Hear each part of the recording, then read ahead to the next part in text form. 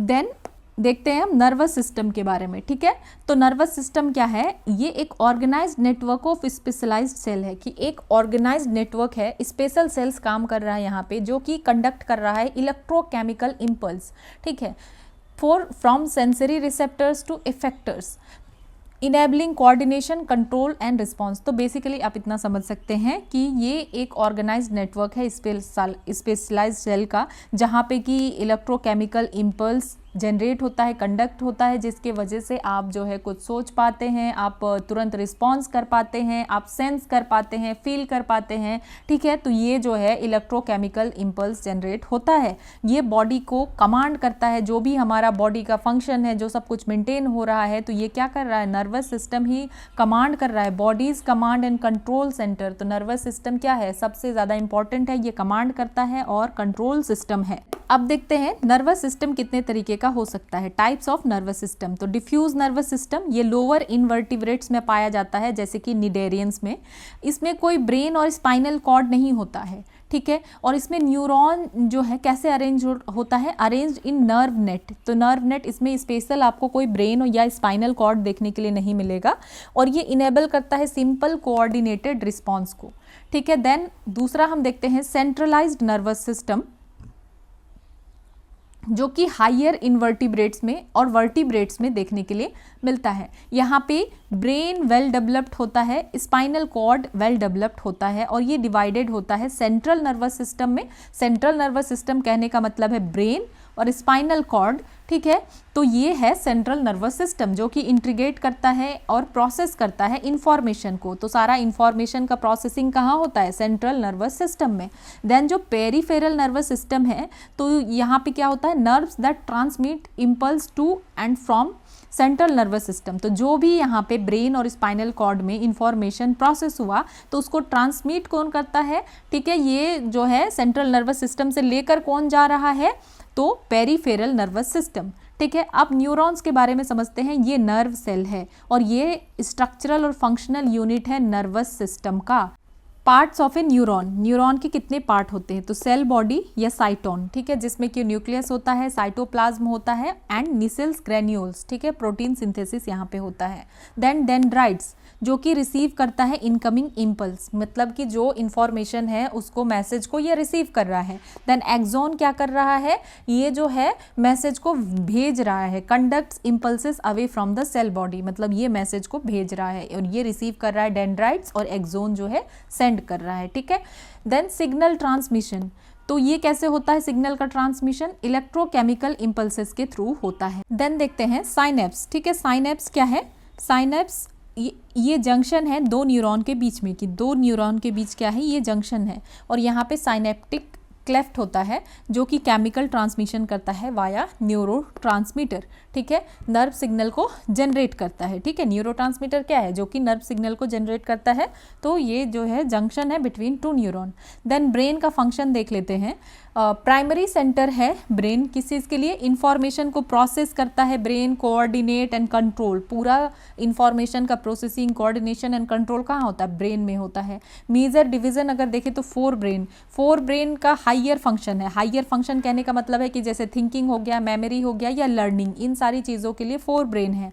Then sensory perception and voluntary motor control के लिए कौन है, फोर ब्रेन। एंड जो भी आप सेंस कर रहे हैं, सेंसरी परसेप्शन जो भी आपका है, थिंकिंग है, मेमोरी है, लर्निंग है। देन मिड ब्रेन का क्या काम है, आई मूवमेंट्स को कंट्रोल कर रहा है मिड ब्रेन्स, ठीक है। तो sorry, mid brain, not mid brains. तो मिड ब्रेन क्या कर रहा है, आई मूवमेंट्स को कंट्रोल कर रहा है, प्रोसेस कर रहा है विजुअल या जो भी आप देख पा रहे हैं, ऑडिटरी रिफ्लेक्सेस वगैरह है आपका। देन हाइंड ब्रेन क्या कर रहा है, तो यहाँ पे है मेड्यूला ऑब्लंगाटा, पॉन्स और सेरिबेलम, ठीक है। तो जो मेडुला ऑब्लंगाटा है, ये ब्रीदिंग और हार्ट रेट को कंट्रोल कर रहा है। पॉन्स का क्या काम है, रेगुलेशन ऑफ रेस्पिरेशन और स्लीप में के लिए और रेस्पिरेशन के लिए पॉन्स जो है रिस्पॉन्सिबल है। देन सेरिबेलम क्या कर रहा है, बैलेंस कर रहा है पोस्चर कोऑर्डिनेशन। तो ये सारा जो भी चीज़ है, बैलेंस, पोस्चर और कोऑर्डिनेशन को देखता कौन है, सेरिबेलम, ठीक है। तो फोर ब्रेन का हाइयर फंक्शन है, मिड ब्रेन आई मूवमेंट के लिए है, और हाइंड ब्रेन जो है आपका ब्रीदिंग और हार्ट बीट को कंट्रोल कौन कर रहा है, मेडुला ऑब्लांगाटा। पोन्स रेगुलेट कर रहा है रेस्पिरेशन को और स्लीप को, और सेरिबेलम किस लिए है, बैलेंस, पोस्चर और कोऑर्डिनेशन के लिए। ठीक है। प्रोटेक्शन अगर देखें तो ये सब कुछ जो ब्रेन का पार्ट है ये कहाँ है, स्कल के अंदर है, ताकि ये प्रोटेक्ट हो सके। ठीक है। और भी क्या क्या चीज़ है, मेनिंजेस होता है ब्रेन में, और सेरिब्रो स्पाइनल फ्लूइड होता है जो कि ब्रेन को प्रोटेक्ट करके रखता है। ठीक है। देन हम देखते हैं मस्कुलो स्केलेटल सिस्टम, मसल्स के बारे में देख लेते हैं। तो जनरल फीचर क्या है, ओरिजिन अगर मसल्स का देखें तो मीजोड्रम से ओरिजिन होता है, और 40 to 50% जो एडल्ट बॉडी का वेट है वो मसल्स का ही होता है। इसका प्रॉपर्टीज़ अगर देखें कि क्या क्या कैपेसिटी या प्रॉपर्टीज़ है, तो एक्साइटेबिलिटी मतलब कोई भी अगर स्टिमुलस है तो उसके लिए रिस्पॉन्ड करना। ठीक है। जो भी स्टिमुलस मतलब कुछ भी अगर आप बाहर से देख रहे हैं, सुन रहे हैं, या कोई लाइट या कुछ भी जिसके टुवर्ड्स आप क्या कर रहे हैं, रिस्पॉन्स कर रहे हैं, तो excitability. Then contractability, muscles contract होगा। ठीक है, छोटा हो जाएगा to produce force. Then extensibility, stretch without damage, तो स्ट्रेच भी कर सकते हैं मसल्स को हम लोग, क्या कर सकते हैं, स्ट्रेच कर सकते हैं, स्क्वीज कर सकते हैं। देन इलास्टिसिटी, कि जो ओरिजिनल शेप है उसी शेप में वापस आ जाएगा, ये हुआ इलास्टिसिटी। ठीक है। तो एक्साइटेबिलिटी जो कि किसी भी रिस्पॉन्स, किसी भी स्टिमुलस के टुवर्ड्स रिस्पॉन्स करना, कॉन्ट्रैक्टेबिलिटी, एक्सटेंसिबिलिटी, इलास्टिसिटी। देन क्या क्या मिनरल्स जो है कॉन्ट्रैक्शन में काम आता है। ठीक है। तो कैल्शियम, सोडियम और आयरन। ठीक है। कैल्शियम क्या करता है, triggers actin myosin interaction. Sodium nerve impulse transmission में हेल्प करता है। ठीक है। और ऑक्सीजन ट्रांसपोर्ट वाया मायोग्लोबिन या हीमोग्लोबिन। तो ये जो है हम क्या क्या देख रहे हैं कि ये कॉन्ट्रैक्शन में मिनरल्स का रोल है। वो कौन कौन सा मिनरल्स है कॉन्ट्रैक्शन में जिनका रोल है, तो कैल्शियम हो गया, सोडियम हो गया एंड आयरन हो गया। देन अब मसल्स का टाइप्स देख लेते हैं कि मसल्स कितने तरीके का हो सकता है। ठीक है। स्केलेटल मसल्स जो कि बोन से अटैच होता है। ठीक है। और जितने भी वॉलेंट्री मूवमेंट है वो उसके लिए रिस्पॉन्सिबल है, और इसको कंट्रोल कौन कर रहा है, पेरिफेरल नर्वस सिस्टम कंट्रोल कर रहा है। ठीक है। और इसमें long cylindrical fibre, striated long cylindrical fibre देखने के लिए मिलता है, मतलब लंबे लंबे सिलेंड्रिकल फाइबर हैं इसमें। और ये मल्टी न्यूक्लिएट होते हैं। न्यूक्लियस कहाँ मिलेगा इसका, न्यूक्लियाई मिलेगा पेरीफेरी में। ठीक है। और हर फाइबर इंडिपेंडेंटली काम करता है। तो बेसिकली याद रखना आपको कि ये अटैच होता है बोन्स के साथ। देन स्मूथ मसल्स जो है, ये स्मूथ मसल्स कहाँ मिलता है, जितने भी इंटरनल ऑर्गन्स हैं आपके वहाँ पे आपको स्मूथ मसल्स मिलेगा, जैसे ब्लड वेसल्स, जीआईटी ट्रैक्ट आपका हो गया, यूट्रस या ब्लैडर। और ये कंट्रोल कैसे होता है, ऑटोनॉमिक नर्वस सिस्टम के द्वारा कंट्रोल होता है। ये मतलब जो स्मूथ मसल है वो इनवॉलेंट्री काम कर रहा है। जो आपका हार्ड या स्केलेटल मसल है बोन के साथ अटैच है, तो आप जब चाह रहे हैं वॉलेंट्री आप उसको यूज़ कर रहे हैं, लेकिन जो आपका इंटरनल ऑर्गन्स है वो तो हर वक्त ही काम कर रहा है, इसीलिए इनवॉलेंट्री मसल्स यहाँ इसको कंट्रोल कर रहा है। ये नॉन स्टेरिएटेड है और स्पिंडल शेप सेल देखने के लिए मिलेगा।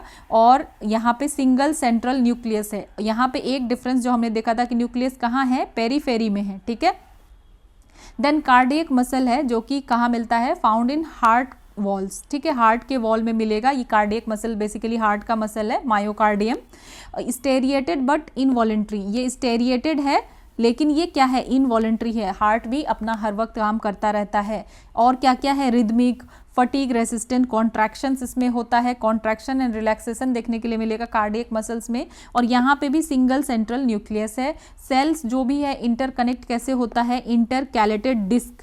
ठीक है, इससे कनेक्ट होता है। देन स्केलेटल सिस्टम हम देख लेते हैं। ठीक है। स्केलेटल सिस्टम, बोन्स देख लेते हैं। बेसिकली फंक्शन क्या है, तो ये बॉडी का जो फ्रेमवर्क है ये प्रोवाइड करता है, और जो वाइटल ऑर्गन है उसको प्रोटेक्ट करता है। ठीक है। और इसी बोन्स में ही मसल अटैच होता है जिससे कि मूवमेंट हो पाता है। मिनरल्स का स्टोरेज होता है इसमें।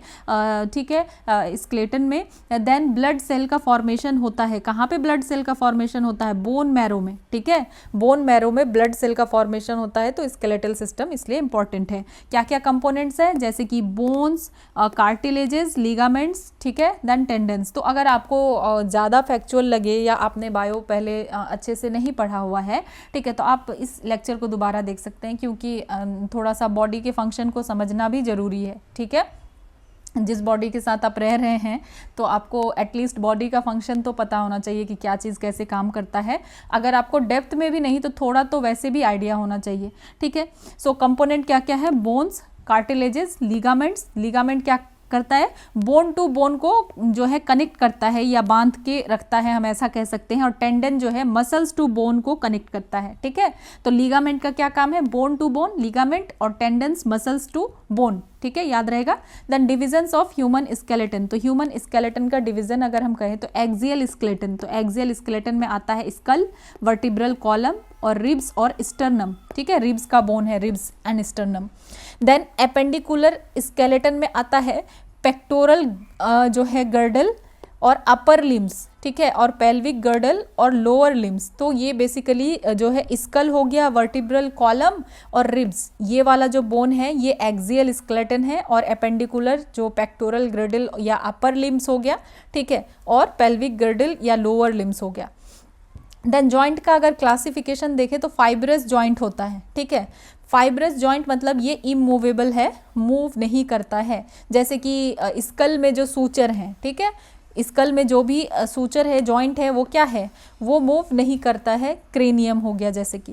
देन कार्टिलेजिनियस जो है जॉइंट्स, ये स्लाइटली जो कार्टिलेज के साथ जॉइंट है ना, ये स्लाइटली मूवेबल है, और फाइब्रस जॉइंट इमूवेबल है बिल्कुल, ठीक है। एग्जाम्पल जैसे कि इनवर्टिब्रल जॉइंट्स हो गया।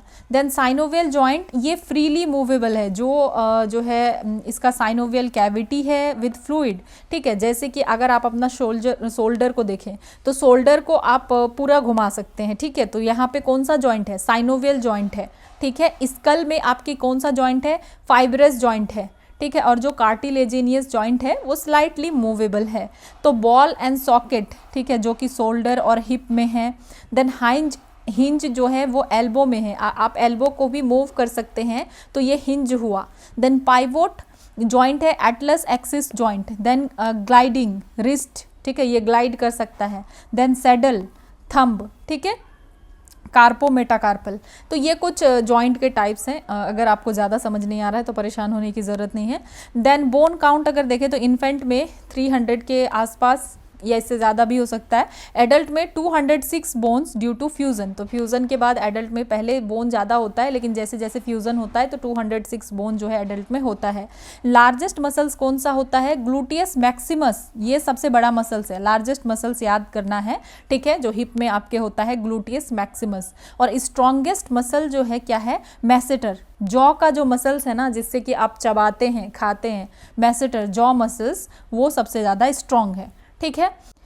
अब देखते हैं ब्लड एंड ब्लड ग्रुप्स को। तो ब्लड क्या है, एक फ्लूइड कनेक्टिव टिश्यू है। तो ब्लड भी क्या है, फ्लूइड कनेक्टिव टिश्यू है, और ये बहुत ही वाइटल कंपोनेंट है सर्कुलेटरी सिस्टम का। तो एक एवरेज जो है हेल्दी एडल्ट के अंदर कितना ब्लड होगा, 5 litre, approximately 5 litres of blood होगा, ठीक है। फंक्शन क्या है ब्लड का, ट्रांसपोर्ट करता है ऑक्सीजन को, carbon dioxide, nutrients and hormones को, एंड वेस्ट का रिमूवल भी करता है। तो ब्लड बहुत इंपॉर्टेंट है। इम्यूनिटी प्रोवाइड करता है, टेम्परेचर रेगुलेट करता है, देन क्लॉटिंग का फंक्शन है, ठीक है। तो अब कंपोजिशन देख लेते हैं ब्लड का। प्लाज्मा, ठीक है, प्लाज्मा, तो प्लाज्मा जो है 55% ऑफ ब्लड वॉल्यूम प्लाज्मा ही है, और प्लाज्मा प्रोटीन से बना होता है, ठीक है। कौन कौन सा protein, albumin, globulins and fibrinogen. Fibrinogen का काम क्या है, ब्लड के क्लॉट करने में हेल्प होता है, ठीक है, ब्लड क्लॉटिंग में हेल्प करता है, ठीक है। अगर ब्लड क्लॉट नहीं होगा तो क्या होगा, अगर कहीं भी कुछ प्रॉब्लम हो गया आपका, ठीक है, सपोज जो है हाथ कट गया आपका, तो फिर ब्लड निकलता ही रहेगा, क्योंकि आपका ब्लड जो है क्या हो रहा है, क्लॉट नहीं हो रहा है। तो ये एक सीवियर प्रॉब्लम है। तो फिब्रिनोजिन का ही फंक्शन है जो ब्लड को क्लॉट करने में हेल्प करता है। दूसरा, ग्लोबुलिन्स इम्यूनिटी प्रोवाइड करता है। तो इम्यूनिटी प्रोवाइड करने वाला कौन सा प्रोटीन है, ग्लोबुलिन है। देन एल्ब्यूमिन क्या करता है, ऑस्मोटिक प्रेशर को मेंटेन करता है। देन अब देखते हैं इलेक्ट्रोलाइट्स। प्लाज्मा में इलेक्ट्रोलाइट्स पाया जाता है, जैसे सोडियम, कैल्शियम, मैग्नीशियम, ठीक है, ये सारा कुछ जो है पाया जाता है, मतलब जितने तरीके का इलेक्ट्रोलाइट्स होता है। Then nutrients hormones, gases and waste, जो हमने देखा कि ये प्लाज्मा में और क्या चीज़ पाया जाता है, तो ये कुछ पाया जाता है। देन सीरम क्या है, प्लाज्मा विदाउट क्लॉटिंग फैक्टर, ठीक है। सीरम का क्या मतलब है कि प्लाज्मा, ठीक है, विदाउट क्लॉटिंग फैक्टर, मतलब जब ब्लड क्लॉट हो गया, ठीक है, जो ब्लड में हमने देखा कि फिब्रिनोजन क्या कर रहा है, ब्लड के क्लॉटिंग में हेल्प कर रहा है, ठीक है। तो जो फिब्रिनोजन वाला पार्ट है, मतलब जो ब्लड क्लॉट हो गया, क्लॉट होने के बाद जो पोर्शन बचा हुआ है, तो वो है सीरम, ठीक है। अब देखते हैं कि ब्लड क्या क्या चीज़ से मिलकर और बना होता है। तो इसमें है इरिथ्रोसाइट, आरबीसी पाया जाता है ब्लड में, ये सबसे ज़्यादा पाया जाता है, बायो कनकेव होता है, इसमें न्यूक्लियस नहीं होता है, ये हमने ऑलरेडी पहले भी पढ़ा हुआ है। तो ह्यूमन आरबीसीज में क्या होता है, न्यूक्लियस नहीं होता है, इसमें हीमोग्लोबिन होता है, ठीक है, जो कि बहुत इंपॉर्टेंट है। तो आरबीसी में क्या होता है, हीमोग्लोबिन। लाइफ स्पैन क्या है आरबीसी का, 120 डेज आरबीसी का लाइफ स्पैन है, ठीक है। फिर जो है आरबीसी नया बनता है, फिर ख़त्म होते रहता है पुराना, ठीक है। तो ये लाइफ स्पैन है, और ये बनता कहाँ पे है, तो रेड बोन मैरो में बनता है आरबीसी। देन ये हमने देख लिया, आरबीसी मींस इरिथ्रोसाइट्स। अब देखते हैं ल्यूकोसाइट्स मींस डब्ल्यूबीसी। तो 1% ऑफ ब्लड जो है डब्ल्यूबीसी है, ये न्यूक्लिएटेड होता है। हमने देखा आरबीसी में न्यूक्लियस नहीं है, लेकिन इसमें न्यूक्लियस है और ये कलरलेस है। अब हमने ये भी देखा था कि आरबीसी में न्यूक्लियस क्यों नहीं होता है, क्योंकि हमने देखा कि आरबीसी में हीमोग्लोबिन है, तो न्यूक्लियस होगा तो ज़्यादा से ज़्यादा स्पेस लेगा, तो इसके वजह से क्या होगा, ब्लड में प्रॉपर ऑक्सीजनेशन प्रॉपरली नहीं हो पाएगा, ठीक है। इसीलिए इसमें न्यूक्लियस नहीं होता है, ताकि ज़्यादा से ज़्यादा स्पेस हो, ज़्यादा से ज़्यादा हीमोग्लोबिन कैरी कर पाए, ठीक है। तो ल्यूकोसाइट में हमने देखा 1% ऑफ ब्लड है, न्यूक्लिएटेड है और कलरलेस होता है। डब्ल्यूबीसी का कोई कलर नहीं होता है, और डब्ल्यूबीसी का मेन फंक्शन क्या है, इम्यूनिटी प्रोवाइड करता है। अब टाइप्स कितने तरीके का हो सकता है डब्ल्यूबीसी, तो granulocytes and A granulocytes. Granulocytes में क्या क्या आता है, न्यूट्रोफिल्स, स्नोफिल्स, बेसोफिल्स, ठीक है। तो अभी आप अगर कभी भी ब्लड टेस्ट करवाएंगे तो आपको ये सब कुछ देखने के लिए मिलेगा कि डब्ल्यूबीसीज में क्या है, न्यूट्रोफिल कितना है, स्नोफिल कितना है, बेसोफिल कितना है, ठीक है। तो ये जो है ग्रैन्युलोसाइट हम कहते हैं न्यूट्रोफिल, स्नोफिल एंड बेसोफिल्स को, और ए ग्रैन्युलोसाइट्स कहते हैं लिम्फोसाइट्स को और मोनोसाइट्स को। इसमें ग्रैन्यूल्स नहीं होते हैं, ए ग्रैन्युलोसाइट्स, ठीक है, लिम्फोसाइट और मोनोसाइट। देन और क्या पाया जाता है ब्लड में, तो प्लेटलेट्स पाया जाता है, ठीक है, जिसको क्या कहा जाता है, थ्रोम्बोसाइट्स। तो प्लेटलेट्स का क्या काम है, सेल फ्रेगमेंट्स है प्लेटलेट्स, और इसका काम है ब्लड को क्लॉट करने में प्लेटलेट्स भी हेल्प करता है, ठीक है। अगर लो काउंट है प्लेटलेट्स का तो ब्लीडिंग डिसऑर्डर हो सकता है। तो प्लेटलेट्स का भी फंक्शन हमने देख लिया, प्लेटलेट्स को क्या कह रहे हैं, थ्रोम्बोसाइट्स। देन नेक्स्ट देखते हैं लिम्फ, ठीक है, टिश्यू फ्लूइड। तो ये कब बनता है, जब प्लाज्मा क्या होता है, leaks out of capillaries. Means क्या है, कैपिलरीज में प्लाज्मा है, जब प्लाज्मा इससे बाहर आ जाता है, ठीक है, तब जाकर के लिम्फ बनता है।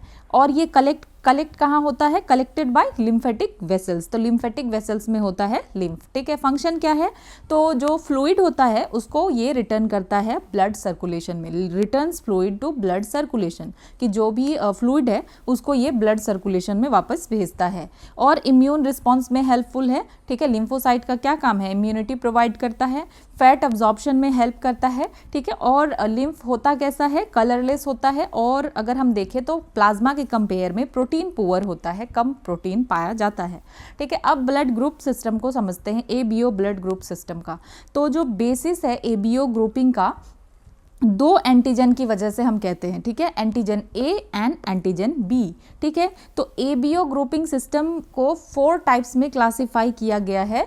किस बेसिस पे, बेसिस क्या है, ऑन द प्रेजेंस और एब्सेंस ऑफ एंटीजेंस, कि एंटीजेंस है ब्लड में या एंटीजेंस नहीं है। Antigens on the RBC cell surface and plasma antibodies. तो हम ये देखते हैं कि ब्लड में एंटीजन ए है या एंटीजन बी है, उसके अकॉर्डिंग हम ब्लड को क्या करते हैं, कहते हैं कि कौन सा ब्लड ग्रुप है। अब पहले समझते हैं कि एंटीजन और एंटीबॉडी क्या है। तो एंटीजन का क्या मतलब हो गया, antigen is a substance, usually protein या कार्बोहाइड्रेट है। एंटीजन क्या है, प्रोटीन या कार्बोहाइड्रेट है, और ये प्रेजेंट कहाँ होता है, on the surface of red blood cells. जो आरबीसी है, आरबीसी के सरफेस पे एंटीजन होता है, और ये डिटरमाइन करता है कि कौन सा ब्लड ग्रुप होगा, ठीक है, एंटीजन ए, एंटीजन बी या आरएच एंटीजन। तो आरएच को भी हम पढ़ते हैं बाद में, ठीक है। तो अभी आपको क्या समझना है कि एंटीजन क्या है, बेसिकली एक सब्सटेंस है, प्रोटीन है या कार्बोहाइड्रेट है, जो कि आरबीसी के सरफेस पे रहता है, ठीक है। देन एंटीबॉडी क्या है, एंटीबॉडी एक डिफेंसिव प्रोटीन है, ठीक है, ये भी प्रोटीन है, डिफेंसिव प्रोटीन ब्लड प्लाज्मा में पाया जाता है, ठीक है, कहाँ पाया जाता है, ब्लड के प्लाज्मा में, और ये अटैक करता है जो भी फॉरेन एंटीजन बॉडी में एंटर करता है उसको ये अटैक करेगा, ठीक है। अगर फॉरेन एंटीजेंस है तो एंटीबॉडी क्या करेगा, एंटी फॉरेन एंटीजेंस को अटैक करेगा, ठीक है। अब समझते हैं एबीओ ब्लड ग्रुप को और डोनर कंपैटिबिलिटी को। तो अगर ब्लड ग्रुप ए है तो उसमें हमने क्या देखा कि ए ग्रुप कैसे डिटरमाइन होगा, एंटीजन के बेसिस पे।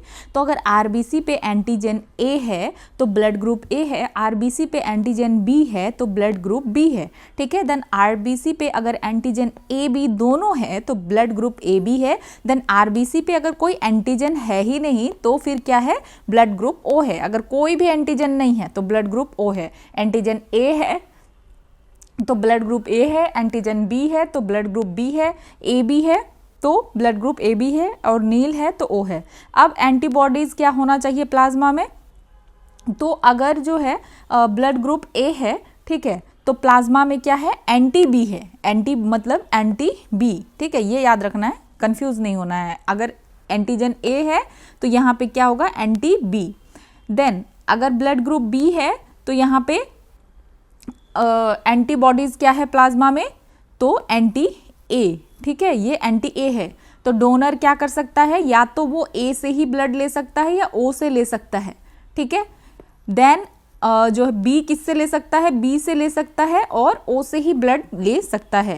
देन ए बी में कोई भी तरह का एंटीबॉडी नहीं है, किसी भी तरीके का एंटीबॉडी है ही नहीं, तो इसीलिए ए बी हर किसी से ले सकता है, क्योंकि किसी भी तरीके का एंटीबॉडी नहीं है तो इसका मतलब रिएक्ट तो करेगा नहीं है किसी से, ठीक है, इसीलिए ये हर किसी से ले सकता है।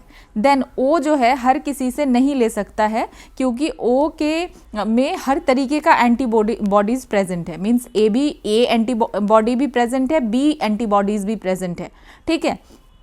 तो इसका क्या मतलब है कि ओ जो है सिर्फ ओ से ही ले सकता है ब्लड, ठीक है, ओ और किसी से भी नहीं ले सकता है। तो आपको क्या याद रखना है, ए किससे ब्लड ले सकता है, ए और ओ से, बी ले सकता है बी और ओ से, ए बी चारों ले सकता है, इसीलिए हम क्या कहते हैं, ए बी को यूनिवर्सल एक्सेप्टर, और ओ जो है हर किसी को दे सकता है लेकिन सिर्फ ओ से ही लेगा, इसीलिए ओ को हम कहेंगे यूनिवर्सल डोनर, ठीक है। तो अब एग्जाम्पल देख लेते हैं कि अगर एंटी बी एंटीबॉडीज है, ठीक है, जैसे हमने यहाँ पे देखा कि क्या है, ये एंटी बी एंटीबॉडीज है, ठीक है। तो एंटी बी एंटीबॉडीज होगा तो ये बी एंटीजन पे अटैक कर देगा, किस पे अटैक कर देगा, बी एंटीजन पे अटैक कर देगा। इसीलिए जो है ये ब्लड ग्रुप क्या क्या कर सकता है कि blood group A person can not take from blood group B person, ठीक है।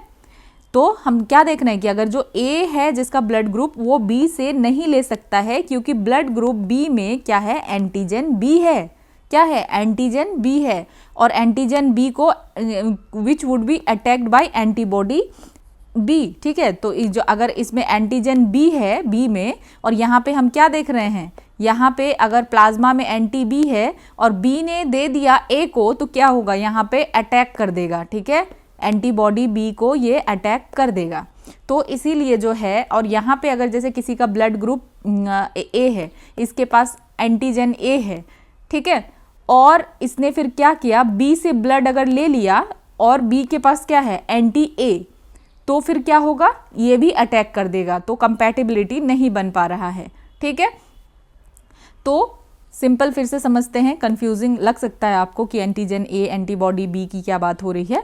तो जो एंटीबॉडी बी है, ठीक है, anti B antibodies attack B antigen, तो जो एंटी बी एंटीबॉडीज है वो बी एंटीजन को अटैक कर देगा।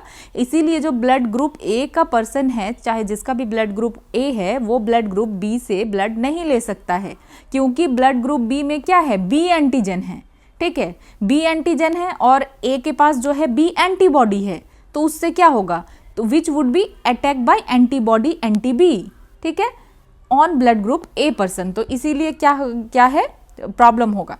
तो इसीलिए ए और ओ से ही लेगा। Blood group O has no antigen, और ब्लड ग्रुप ओ का हमने देखा कि किसी भी तरीके का एंटीजन ही नहीं है, ठीक है, ब्लड ग्रुप ओ का क्या है, कोई एंटीजन नहीं है, this can donate to any blood group. इसीलिए क्योंकि इसमें कोई एंटीजन नहीं है तो किसी भी तरीके का खतरा नहीं है कि मतलब एंटीबॉडी के साथ इसका क्या रिलेशन होगा या नहीं होगा, कोई एंटीजन ही नहीं है, ठीक है। इसीलिए ओ हर किसी को जो है ब्लड दे सकता है, यूनिवर्सल डोनर, ठीक है। एक बार और आप देख लीजिए कि ब्लड ग्रुप अगर ए है, ठीक है, उसके पास एंटीजन ए है, ठीक है, और एंटीबॉडी बी है, सिंपल।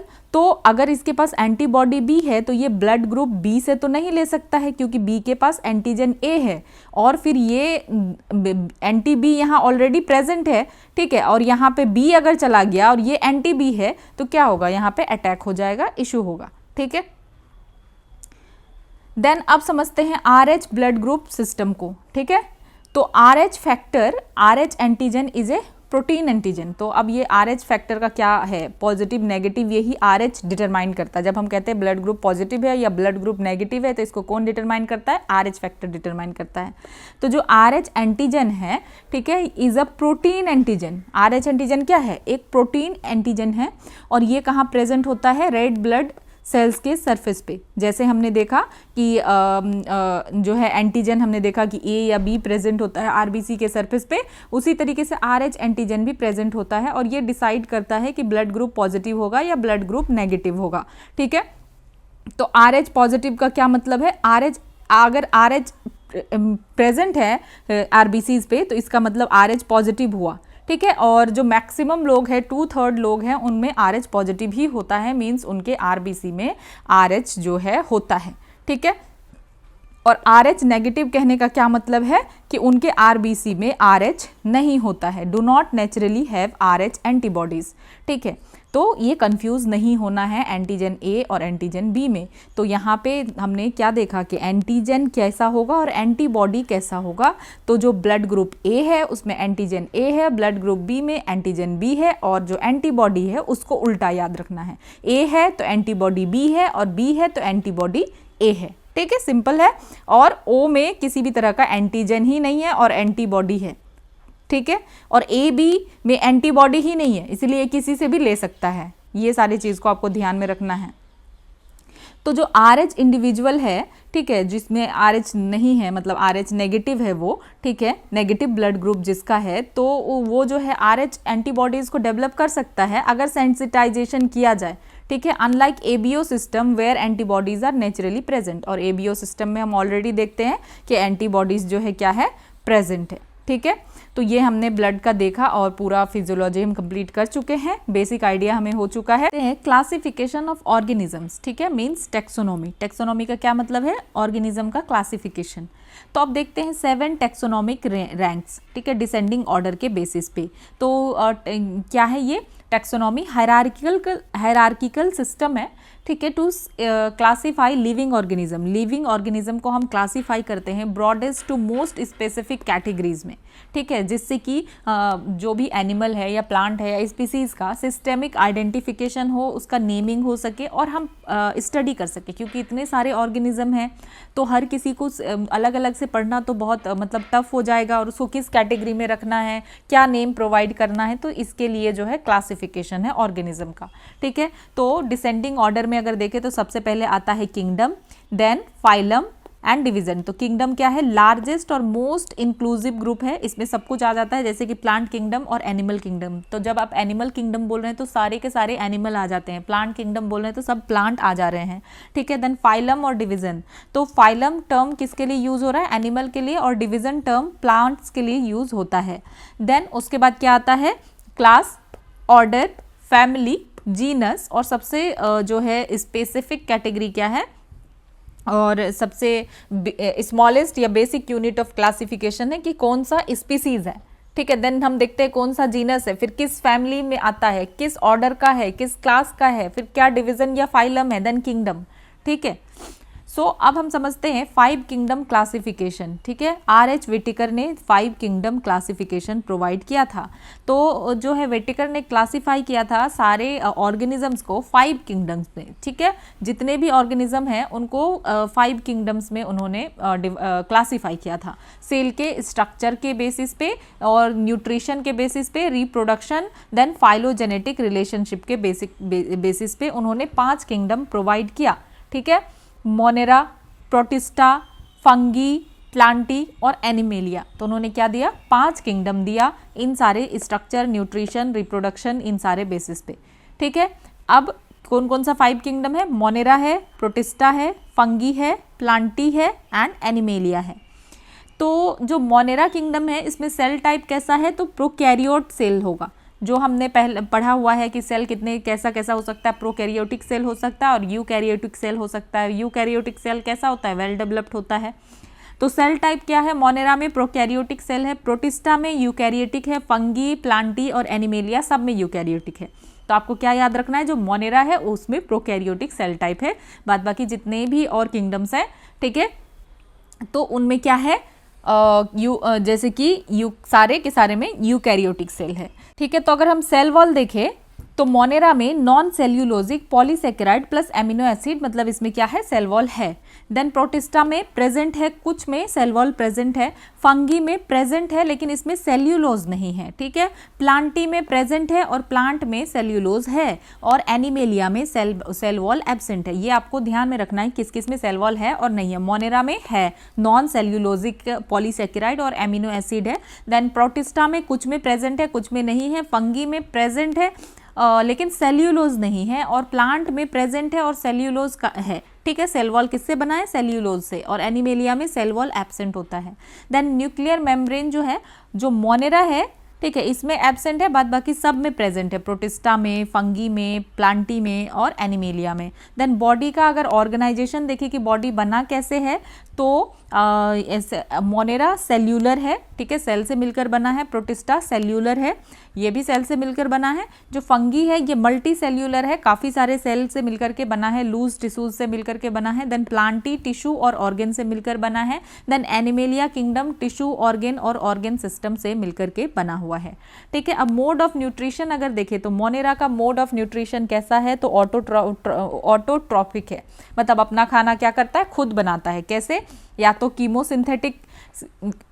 कीमोसिंथेसाइज करता है या फोटोसिंथेसिस के करता है। ठीक है, और हेटेरोट्रॉपिक न्यूट्रिशन भी होता है, मतलब क्या होता है कि ये दूसरे के ऊपर डिपेंड भी होता है। सेप्रोफाइटिक और पैरासाइटिक, मतलब जो भी डेड एनिमल्स वगैरह है या डेड जो है उसके ऊपर डिपेंड होता है। ठीक है, तो मोनेरा क्या है? ये ऑटोट्रॉफिक भी है, खुद से खाना बना रहा है, और हेट्रोट्रॉफिक भी है, याद रखना है। देन प्रोटिस्टा ये क्या है? ऑटोट्रॉफिक है, फोटोसिंथेटिक और हेटेरोट्रॉपिक ये भी है। देन फंगी जो है हेटेरोट्रॉपिक है। ठीक है, फंगी अपना फूड खुद नहीं बना रहा है, ये डिपेंड रहता है। ठीक है, सेप्रोफाइटिक या पैरासाइटिक जो है इसका रिलेशन होता है फंगी का। ठीक है, देन प्लांटी याद रखना है, फंगी क्या है? हेटेरोट्रॉपिक है, ये ऑटोट्रॉपिक नहीं है। और प्रोटिस्टा ऑटो और हेटेरो दोनों हैं, और मोनेरा भी ऑटो और हेटेरो दोनों हैं।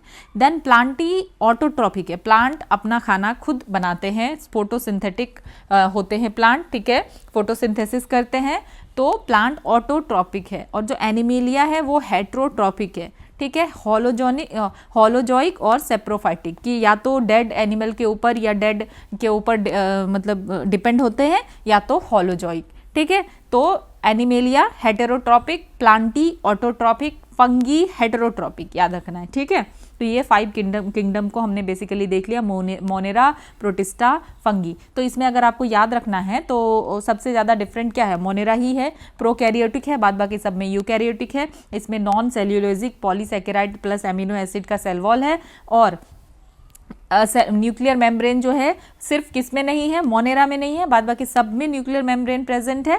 ठीक है, क्योंकि सब क्या है? यूकैरियोटिक सेल है, तो डेफिनेटली न्यूक्लियर मेम्ब्रेन तो होगा ही। देन बॉडी का ऑर्गेनाइजेशन ये देख सकते हैं। देन ये ठीक है, तो हमने ऑलरेडी इस चीज़ को देख लिया। अब थोड़ा सा और डिटेल में R.H. व्हिटेकर के क्लासिफिकेशन को देख लेते हैं। तो जो किंगडम मोनेरा है उसमें क्या है? सिर्फ प्रोकैरियोट्स हैं, कोई भी ट्रू न्यूक्लियस इसमें नहीं है, कोई भी मेम्ब्रेन बाउंड ऑर्गेनेल्स इसमें नहीं है, और बैक्टीरिया ही सोल मेंबर्स है मोनेरा के। तो मोनेरा ग्रुप में हमें सबसे ज़्यादा क्या देखने के लिए मिलता है? बैक्टीरिया। याद रखना बैक्टीरिया कहाँ आता है? मोनेरा ग्रुप में। और इसका जो सेल वॉल है ये कैसे बना होता है? पेप्टिडोग्लाइकॉन, जो हमने देखा कि non cellulosic polysaccharide plus amino acid है, तो ये क्या है? पेप्टिडोग्लाइकैन। न्यूट्रिशन हमने देख लिया ऑटोट्रॉफिक या हेटेरोट्रॉफिक है। देन माइकोप्लाज्मा जो है मोनेरा किंगडम में आता है, इसमें कोई सेल वॉल नहीं है, और ये याद रखना इंपॉर्टेंट कि ये मोनेरा में ही आ रहा है माइकोप्लाज्मा, लेकिन इसमें सेल वॉल नहीं है, और ये स्मॉलेस्ट लिविंग सेल्स है, और ये सर्वाइव कर सकता है बिना ऑक्सीजन के। और माइकोप्लाज्मा की वजह से क्या होता है? प्लांट और एनिमल में डिजीज हो सकता है। तो बहुत काफ़ी सारा फैक्ट है, इसीलिए एटलीस्ट आपको आई थिंक 2 बार देखना चाहिए, तब आपको याद होगा, क्योंकि इन सब से क्वेश्चन जो है स्टेट पीसीएस में भी बन जाता है माइकोप्लाज्मा के बारे में या इन किंगडम्स और क्लासिफिकेशंस के बारे में। तो मतलब आपको ये बेसिक पता होना चाहिए, और क्योंकि काफ़ी सारा फैक्ट हो जाता है तो अभी आपको लग रहा होगा कि सब कुछ समझ आ रहा है, पर कुछ टाइम बाद हम भूलने लगते हैं, ठीक है? तो रिवीजन करना जरूरी है। Then bacteriophages. बैक्टीरियोफेजेस हम किसको कहेंगे? ये भी इसी ग्रुप में आता है। हमने देखा कि जितना भी बैक्टीरिया है किस ग्रुप में आता है। सो बैक्टीरियोफेजेस क्या है? वायरस है जो कि इन्फेक्ट करता है ओनली बैक्टीरिया, इसीलिए बैक्टीरियोफेजेस इसका नाम है, कि ऐसा वायरस जो सिर्फ बैक्टीरिया को इन्फेक्ट कर रहा है तो उसको हम कहेंगे बैक्टीरियोफेजेस। और ये किसी अदर माइक्रोब्स को इन्फेक्ट नहीं कर रहा है, इसीलिए नाम क्या है? बैक्टीरियोफेजेस। और ये बहुत ही ज़्यादा पाया जाता है। अगर ओशियन में देखें तो वायरस अगर 10 है तो बैक्टीरिया 1 है, तो इतना ज़्यादा जो है ग्लोबली पाया जाता है, काफ़ी सारा बैक्टीरियोफेजेस पाया जाता है, ठीक है? वायरस कितना? 10:1 ओशियन में हमें ऐसा देखने के लिए मिलता है, मतलब ओशियन में एबंडेंट है वायरस। देन अब देखते हैं किंगडम प्रोटिस्टा को। तो जितना भी यूनिसेल्यूलर यूकैरियोट्स है ये इसमें आता है, ठीक है? मोस्टली एक्वेटिक होता है, और इसमें true nucleus membrane bound organelles देखने के लिए मिलता है। मतलब जो ऑर्गेनेल्स है उसमें क्या है? मेम्ब्रेन से घिरा हुआ है। तो ऑटोट्रैफिक न्यूट्रिशन है, हेटेरो एंड मिक्सोट्रॉफिक, मतलब हर तरीके का न्यूट्रिशन हमें प्रोटिस्टा किंगडम में देखने के लिए मिलेगा। एग्जाम्पल है अमीबा, देन प्रेमेसियम, देन प्लाज्मोडियम जो कि मलेरियल पैरासाइट है, ये किस में आ रहा है? प्रोटिस्टा किंगडम में आ रहा है, ठीक है? देन इंपॉर्टेंट क्या याद रखना है कि यूकैरियोटिक है लेकिन यूनिसेल्यूलर है, ठीक है? ये ध्यान में रखना है कि यूकैरियोटिक सेल है ये, लेकिन ये यूनिसेल्यूलर सेल है, मतलब एक ही सेल से में ही सब कुछ हो रहा है, ठीक है? So it is called unicellular. Then kingdom fungi. Fungi का ये मल्टी सेल्यूलर है, एक सेल्यूलर नहीं है, मतलब काफ़ी सारा सेल मिलकर के बना हुआ यूकैरियोट्स है, और इसका जो सेल वॉल है ये काइटिन से मिलकर के बना हुआ होता है। इसमें फंगी में कोई भी तरीके का क्लोरोफिल नहीं है। हमने देखा कि फंगी जो है अपना फूड नहीं बनाते हैं, ये बिल्कुल ही हेटेरोट्रॉफिक है। देन नॉन मोटाइल है ये, ठीक है? नॉन मोटाइल है। देन न्यूट्रिशन अगर देखें तो सेप्रोफाइटिक, ठीक है? देन पैरासाइटिक एंड कोपोरोफिलस, मतलब या तो ये जो है डंग काव डंग है या किसी भी तरीके का डंग है, तो उसमें ये क्या करेंगे? ग्रो करते हैं, ठीक है? गोबर वगैरह में हमें देखने के लिए मिलेगा कि फंगी ग्रो हो गया है। पैरासाइट पे डिपेंड है, पैरासाइटिक न्यूट्रिशन है इसका। ये सेप्रोफाइटिक, डिकम्पोज करते हैं, तो ये कुछ चीज़ें, ठीक है? डेड ऑर्गेनिक मटेरियल पे डिपेंड होते हैं। एग्जाम्पल अगर देखें तो माइकोराइजल फंगी, ठीक है? तो जो माइकोराइजल फंगी है इसका सिम्बायोटिक एसोसिएशन किसके साथ होता है? प्लांट रूट्स के साथ, ठीक है? जो फंगी होता है माइकोराइजल फंगी, प्लांट रूट्स के साथ इसका सिम्बायोटिक एसोसिएशन होता है। ये इन्हेंस करता है न्यूट्रिएंट अपटेक, वाटर एब्जॉर्प्शन और प्लांट डाइवर्सिटी एंड प्रोडक्टिविटी को। और जो माइंड एरिया है, माइंड मतलब जहाँ पे माइनिंग वगैरह हुआ है जिसकी वजह से डिस्ट्रक्शन देखने के लिए मिला है, तो उसको रिस्टोर करने में हेल्प करेगा। देन म्यूकोर माइकोसिस जो ब्लैक फंगस है, ठीक है? ये किसके वजह से होता है? कॉज्ड बाय म्यूकोर माइसेट्स, ठीक है? तो म्यूकोर माइसेट्स की वजह से होता है। ये रेयर है लेकिन सीरियस इन्फेक्शन है, इसी ग्रुप में आता है, ठीक है? तो इससे क्या हो सकता है? टिश्यू नेक्रोसिस हो सकता है, मतलब टिश्यू जो है टर्न ब्लैक कलर में बदल सकता है। तो म्यूकोर माइकोसिस क्या है? ब्लैक फंगस है। देन ये भी किस में आ रहा है? किंगडम फंगी में आ रहा है, माइकोराइजल फंगी। तो बेसिकली जितने तरीके का भी फंगस है इसी किंगडम में आता है। Then kingdom plantae. तो यहाँ पे मल्टी सेल्यूलर यूकैरियोट्स होंगे और प्लांट किंगडम में क्या होगा, क्लोरोफिल पाया जाएगा और ये अपना खाना मोस्टली खुद ही बनाएंगे। और ये कैसे, इनका सेल वॉल कैसे बना होता है प्लांट का, सेल्यूलोज से। तो एक्सेप्शन अगर देखें तो मोस्टली ये ऑटोट्रॉफिक है, कुछ ही हमें देखने के लिए मिलेगा पार्टली जो हेटेरोट्रॉपिक हो सकता है, मतलब अपने फूड के लिए दूसरे पे डिपेंड हो सकते हैं। जैसे कुछ इंसेक्टिवोरस प्लांट है जो जैसे इंसेक्ट उनके पास जाता है वो ट्रैप कर लेता है, जैसे वीनस फ्लाई ट्रैप या ब्लैडर ओर्ट। तो ये सब क्या है, इंसेक्टिवोरस प्लांट है, ठीक है। देन हम क्या देखते हैं, पैरासाइटिक प्लांट जो है कस्कुटा, ठीक है। कस्कुटा पैरासाइटिक प्लांट है। पैरासाइटिक प्लांट कहने का क्या मतलब है कि जैसे कस्कुटा है तो ये अपने न्यूट्रिशन के लिए, ये अपने फूड के लिए दूसरे प्लांट पे डिपेंड रहते हैं और दूसरे प्लांट पे डिपेंड होके अपने जो भी है खाने का उसको पूरा करते हैं। तो ऐसे प्लांट या एनिमल को हम क्या कहते हैं, पैरासाइटिक, ठीक है, कि दूसरे के ऊपर डिपेंड होकर के वो दूसरे प्लांट पे या दूसरे एनिमल को वो क्या करते हैं, वहाँ से अपना न्यूट्रिशन वो लेते हैं, ठीक है। देन कुछ इंपॉर्टेंट पॉइंट है जो आप याद रख सकते हैं। मोनेरा में कौन सा सेल है, हमने देखा प्रोकैरियोट्स है। Then protista unicellular eukaryotes है, ये इंपॉर्टेंट बात है। देन फंगी में क्या है, काइटिन सेल वॉल है और डीकम्पोजर्स होते हैं फंगी। देन प्लांटी में क्लोरोफिल प्रेजेंट होता है। देन माइकोप्लाज्मा में कोई सेल वॉल नहीं होता है और बैक्टीरियोफेजेस जो हैं ये सिर्फ इन्फेक्ट करते हैं बैक्टीरिया को। अब एक्स्ट्रा कुछ और चीज़ भी देख लेते हैं, ठीक है। डायड्रोमस फिश, तो डायड्रोमस फिशेस कौन से फिशेस होते हैं, तो ऐसे फिशेस जो माइग्रेट करते हैं between fresh water and sea water, reproduction के लिए fresh water to sea water या sea water to fresh water जाते हैं, ठीक है। तो अब इसमें भी हम टाइप्स देख लेते हैं। डायड्रोमस में एंड्रोमस है या कैटाड्रोमस है। तो एंड्रोमस ये मोस्टली सी में रहते हैं और ये फ्रेश वाटर में माइग्रेट करते हैं टू स्पाउन, मतलब कि या तो एग को ले करने के लिए या यंग वन को प्रोड्यूस करने के लिए, जैसे कि सैल्मन और हिल्सा। देन कैटाड्रोमस जो है ये क्या करते हैं, ये फ्रेश वाटर में रहते हैं और ये सी में माइग्रेट करते हैं एग को ले ऑफ करने के लिए, ठीक है, जैसे कि यूरोपियन एल, तो याद रखना है, ठीक है, यूरोपियन ईल या एल। तो इस तरीके से भी फिशेस होते हैं जो कि माइग्रेट करते हैं सी वाटर और फ्रेश वाटर के बीच में। देन अब देखते हैं क्लासिफिकेशन ऑफ प्लांट किंगडम। अब प्लांट किंगडम को प्रॉपरली समझते हैं। तो सबसे पहला इसमें अगर हम देखें तो थैलोफाइट्स या एल्गी। थैलोफाइट्स में कौन आते हैं, एल्गी आते हैं। ये सिंपल प्रिमिटिव और नॉन वस्कुलर प्लांट्स होते हैं, ठीक है, मतलब इसमें जाइलम फ्लोएम वगैरह नहीं होता है। और बॉडी कैसा होता है, अनडिफ्रेंशिएटेड कॉल्ड थैलस, ठीक है, बॉडी अनडिफ्रेंशिएटेड होता है, इसमें कोई भी ट्रू रूट नहीं है, स्टेम्स नहीं है या लीव्स नहीं है, ठीक है। और ये मोस्टली एक्वेटिक और मॉइस्ट इन्वायरमेंट में ही पाया जाता है।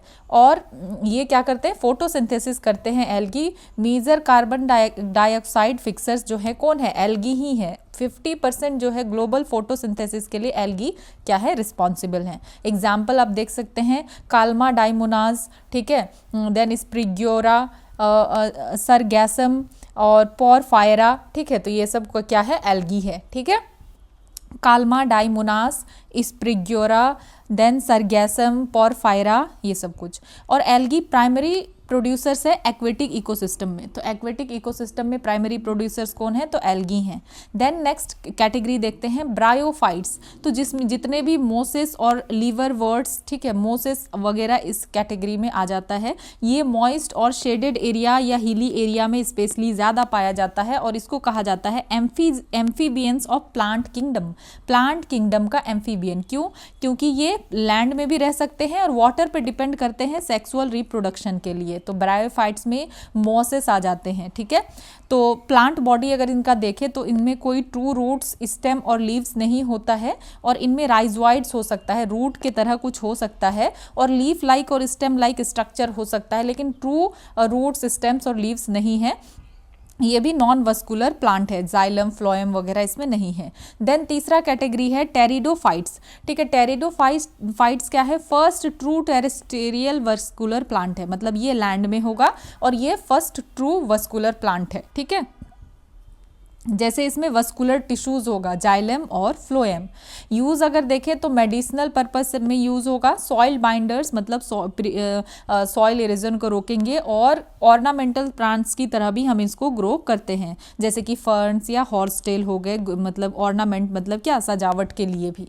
ठीक है, तो ये हो गए टेरिडोफाइट्स जो कि first true terrestrial vascular plant है। तो पहला हमने देखा पहला हमने क्या देखा, thallophytes, algae, bryophytes, mosses, and third हमने देखा टेरिडोफाइट्स जो कि फर्स्ट ट्रू वस्कुलर प्लांट्स हैं। ठीक है, अभी प्लांट का अगर हम कैटेगरी देखें किस किस तरीके का हो सकता है, तो कुछ ऐसे प्लांट हैं जो कि सीड्स नहीं बनाते हैं, कुछ ऐसे प्लांट्स हैं जो कि सीड्स बनाते हैं।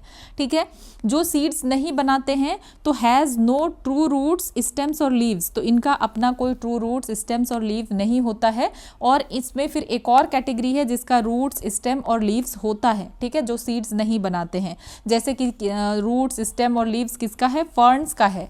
और जिसका फिर कोई रूट, स्टेम और लीव्स नहीं है, फिर इसमें दो कैटेगरी है जिसमें has no roots, stem, leaves और स्ट्रक्चर, जैसे कि एल्गी। देन इसमें फिर कुछ में रूट हो सकता है, सम रूट्स, स्टेम्स और लीव्स, स्ट्रक्चर, जैसे कि मॉसिस, कि इसमें कुछ तो लीव स्ट्रक्चर है, नॉट ट्रू बट है कुछ, और एल्गी में नहीं है। तो यहाँ पे हमने देखा ऐसे प्लांट्स जो कि सीड्स नहीं बनाते हैं, उसमें हमने क्या कैटेगरी देखा, जिसमें कि ट्रू रूट्स, लीव्स और स्टेम्स नहीं है, इसमें एल्गी और मॉसिस आ गया, और जिसका रूट्स, स्टेम और लीव्स है, जैसे कि फर्न्स आ गया। अब कुछ प्लांट है जो कि सीड्स बनाते हैं, लेकिन अब इसमें दो कैटेगरी है, एक नो फ्लावर जिसमें फ्लावर्स नहीं है, जिम्नोस्पर्म्स जिसमें फ्लावर्स है, एंजियोस्पर्म्स तो जिसमें फ्लावर्स नहीं है, जैसे कॉनिफर्स, और फ्लावर्स है मतलब सनफ्लावर। तो अब और आगे समझते हैं। तो जिम्नोस्पर्म्स क्या होता है, वो ऑलरेडी हमने देखा जिम्नोस्पर्म क्या है। ठीक है, जिसमें फ्लावर नहीं है। तो अब समझते हैं जिम्नोस्पर्म को। तो जिम्नोस मतलब नेकेड, और स्पर्मा मतलब सीड, मतलब इसमें क्या है, इसमें नेकेड सीड्स है। जिम्नोस्पर्म्स, जिम्नोस मीन्स नेकेड और sperma means seeds.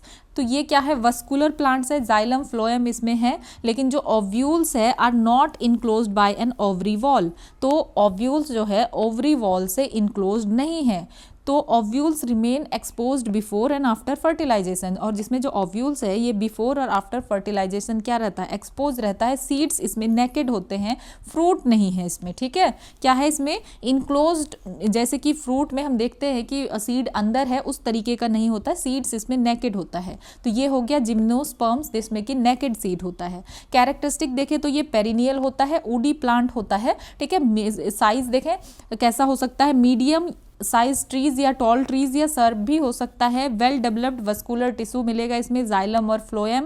Then reproductive structures are cones, इसके रिप्रोडक्टिव स्ट्रक्चर्स क्या है, कोन्स है, फ्लावर्स नहीं। जैसे कि जो भी प्लांट है जिसमें फ्लावर नहीं है तो उसमें रिप्रोडक्टिव स्ट्रक्चर क्या है, कोन्स है, फ्लावर नहीं है, और इसमें कोई भी तरीके का फ्रूट नहीं फॉर्म होगा। ठीक है, जैसे कि साइकास, पाइनस और गिंको। ठीक है, इस टाइप से कुछ है, साइकास, पाइनस, गिंको। देन एंजियोस्पर्म का मतलब क्या है, इसमें तो हमने जिम्नोस्पर्म देखा कि इसमें सीड है पर कैसा है, नेकेड सीड है, कवर्ड नहीं है। एंजियोस्पर्म्स क्या है, फ्लावरिंग प्लांट है। ठीक है, जितने भी फ्लावरिंग प्लांट है वो क्या है, एंजियोस्पर्म्स है। और पॉलन ग्रेन्स और ओव्यूल जो है एक स्पेशलाइज रिप्रोडक्टिव स्ट्रक्चर्स में डेवलप होता है। ठीक है, कहाँ डेवलप होता है, पॉलन ग्रेन्स और ovules develop in specialise reproductive structures, जिसको कि हम कहते हैं फ्लावर। तो फ्लावर के अंदर ही डेवलप होगा पॉलन ग्रेन्स एंड ओव्यूल्स। और मेल सेक्स ऑर्गन जो इसमें होगा इसको कहा जाएगा स्टामेन, इसको क्या कहते हैं, स्टामेन कहते हैं। और जो फीमेल सेक्स ऑर्गन है इसको कहा जाता है पिस्टिल या कार्पल। ठीक है, तो स्टामेन क्या हो गया, मेल सेक्स ऑर्गन, और पिस्टिल फीमेल सेक्स ऑर्गन। ठीक है, और इसमें जो सीड्स है वो इनक्लोज्ड होता है फ्रूट्स के अंदर। तो एंजियोस्पर्म का हम क्या देख रहे हैं, यही सबसे बड़ा डिफरेंशिएटर है कि इसमें सीड्स क्या है, इनक्लोज रहेगा, फ्रूट के अंदर सीड होगा। ठीक है, और लार्जेस्ट और most diverse groups of plants जो है इस कैटेगरी में फॉल करता है, aquatic, terrestrial, desert, alpine habitats में मिलता है। ठीक है, मतलब ये most diverse group of plants है जो एंजियोस्पर्म्स है। एग्जाम्पल जैसे टोमेटो, मैंगो, हिबिस्कस वगैरह। तो बेसिकली आपको क्या याद रखना है कि सीड्स जो है किसके अंदर है, फ्रूट के अंदर है। ठीक है, फ्लावरिंग प्लांट्स हैं, और ये जिम्नोस्पर्म्स क्या है, नेकेड सीड इसमें है। ठीक है, और ओव्यूल्स इसमें एक्सपोज रहते हैं बिफोर एंड आफ्टर जो है फर्टिलाइजेशन, ये हमने देखा। और एंजियोस्पर्म्स क्या है, फ्लावरिंग प्लांट है, और जिम्नोस्पर्म फ्लावर नहीं है, जैसे कि कॉनिफर्स और इसमें फ्लावर्स है, ठीक है। ये हमने कुछ डिटेल में देख लिया। देन ये वाला भी आपको याद रखना है कि जो रिप्रोडक्टिव स्ट्रक्चर होता है जिम्नोस्पर्म्स में वो क्या होता है, स्ट्रॉबेरी कोन्स, फ्लावर्स नहीं, ठीक है। अब समझते हैं कुछ जो PYQs आया हुआ है उससे रिलेटेड, ठीक है। तो एक रिंगलिंग और गर्डलिंग से क्वेश्चन आया हुआ है, तो मतलब बार्क से रिलेटेड है, प्लांट के बार्क से। तो आप जब सॉल्व करेंगे तो आप देख सकते हैं।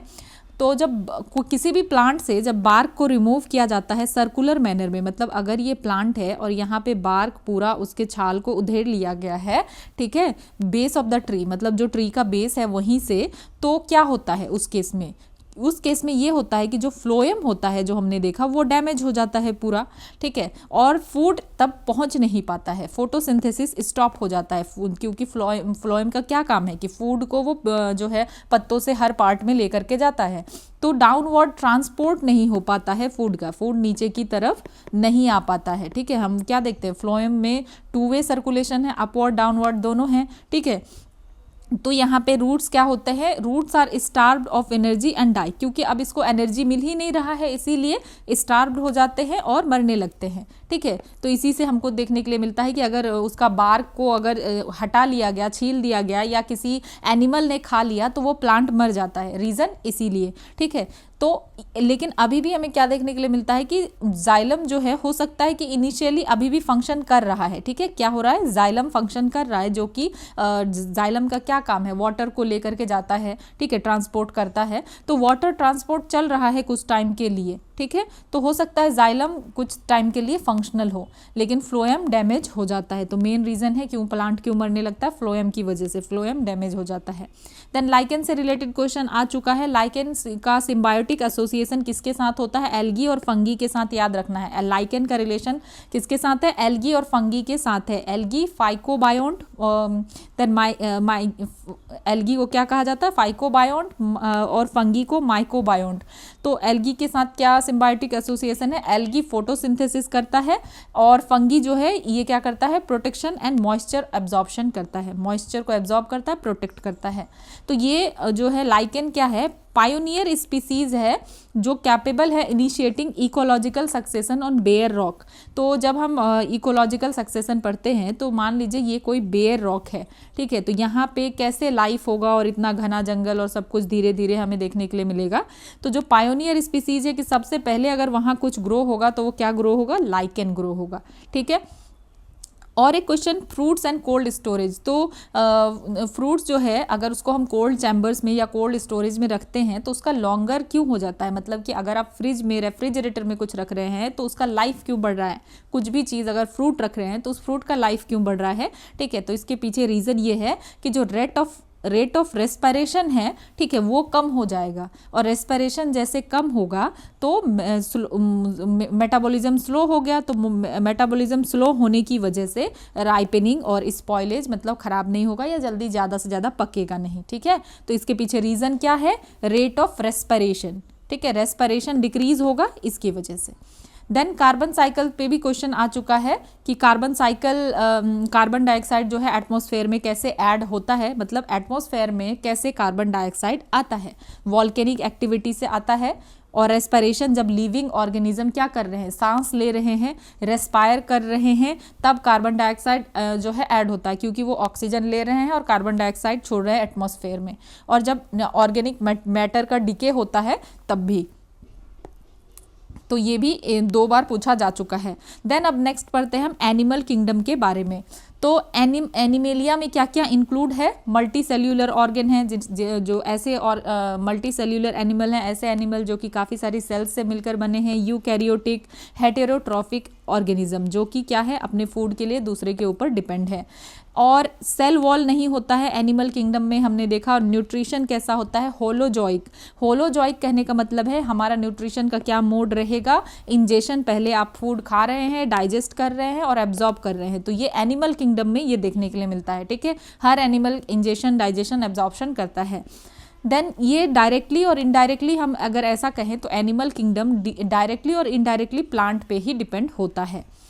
तो हमने देखा एनिमल के पास सेल वॉल नहीं है, ठीक है। सेल वॉल क्यों नहीं है? उनके पास सिर्फ प्लाज्मा मेम्ब्रेन है जो कि फ्लेक्सिबिलिटी प्रोवाइड करता है और अलाउ करता है ताकि वो क्या कर सके, डाइवर्स सेल का अलग अलग तरीके का शेप हो और वो अलग अलग तरीके का फंक्शन कर सके। अगर सेल वॉल होगा तो वो स्ट्रिक्ट हो जाएगा, फ्लेक्सिबिलिटी नहीं रहेगा, ठीक है। तो एब्सेंस ऑफ सेल वॉल से क्या हो रहा है, सेल वॉल अगर नहीं है तो इससे एनिमल सेल परफॉर्म कर पा रहे हैं फंक्शन लाइक फैगोसाइटोसिस, मतलब इनगल्फ कर पा रहे हैं किसी भी पार्टिकल को, सेल का मूवमेंट हो पा रहा है जो कि एसेंशियल है इम्यून रिस्पॉन्स के लिए, टिश्यू के रिपेयर के लिए। तो इसीलिए एनिमल में सेल वॉल नहीं होता है। एनिमल किंगडम को देख लेते हैं। तो यहाँ पे हमें क्या देखने के लिए मिलता है, इनवर्टिब्रेट्स और वर्टिब्रेट्स। तो इनवर्टिब्रेट्स क्या है, जिनमें स्पाइन नहीं है, वर्टिब्रेट्स जिनमें स्पाइन या बैकबोन है, ठीक है। तो इनवर्टिब्रेट्स को क्या कहते हैं, नॉन कॉर्डेटा, और वर्टिब्रेट्स को कहते हैं कॉर्डेटा। देन इनवर्टिब्रेट्स को अब हम देख लेते हैं। अगर सेल्यूलर लेवल पे हम देखें, मतलब कि इस सेल यहाँ पे जो है फाइलम पॉरीफेरा, मतलब इसमें प्रॉपर टिश्यू नहीं है, सेल ही इसमें फंक्शन कर रहा है। देन टिश्यू लेवल पे फाइलम निडेरिया। देन ऑर्गेन और ऑर्गेन सिस्टम लेवल पे फिर यहाँ पे दो तरीके का है, ठीक है। एक हुआ सीलोमेटा एंड देन एसीलोमेटा। तो एसीलोमेटा में मतलब कोई बॉडी कैविटी नहीं है, इसमें आता है phylum प्लेटेहेलमिन्थस, then phylum नीमेटोडा।